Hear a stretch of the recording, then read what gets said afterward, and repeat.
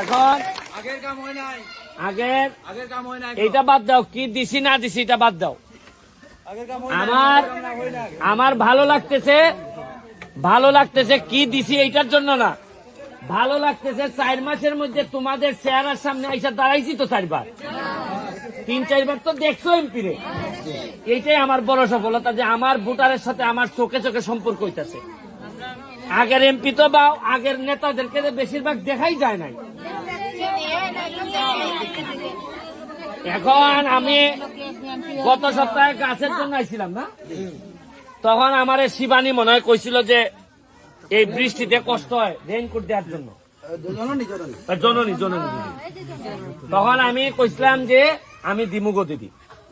এইবার আমি ঢাকা গেছি, ভালো টাকা আমার ইনকাম হয়েছে হাইকোর্টে, টাকা খরচা কইরা নিজের টাকা খরচ কইরা কিনছি, সরকারি ভাবেও বরাদ্দ করার চেষ্টা করতেছি, আশা করি আগামী মাসে পাইয়ে যাবো।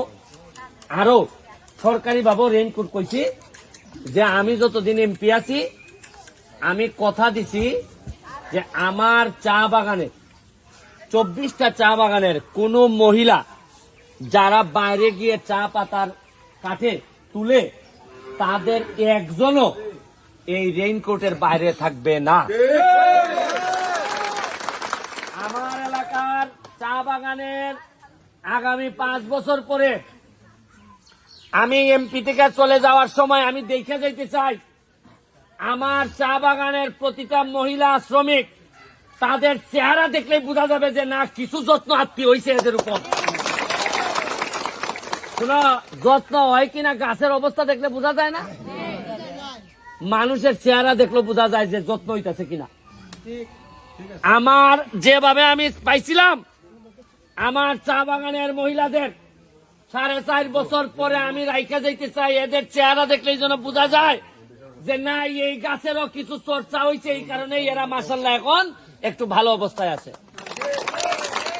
তোমরা বলছিলে রেইনকোটের জন্য, আমি অলরেডি 1000 রেইনকোট নিয়ে আইছি। বৃষ্টির সময় আমার এই ভিডিও পাঠাইছে, পরশুদিন দেখলাম এই চা পাতা এখান থেকে দিতেছে আর জোরই বৃষ্টি হইতেছে, কেউ কেউ দেখলাম পলিথিন লাগাই হাঁটতেছে।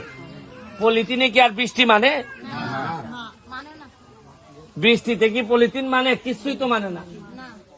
কিন্তু আমার কত হইলো, মাত্র 6 লাখ টাকা খরচ করছি, 1000 আনছি। কত আনছি? 1000 আনছি। একটু পরে যাই মোট দেওন্দি বাগানে দিতে।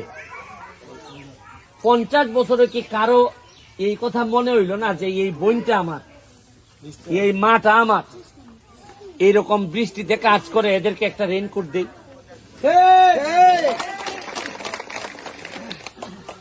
আর বক্তব্যের সময় তো বোঝা যায় যে সবচেয়ে খারাপ আমি, সবচেয়ে খারাপ।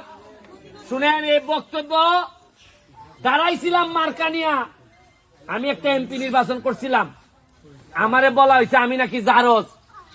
এদেরকে বলতে চাই দেখা যাও জারজে কি করে আর তোমরা কি করছো বাকি। বলছো আমার জন্মের মধ্যে অভিশাপ আছে,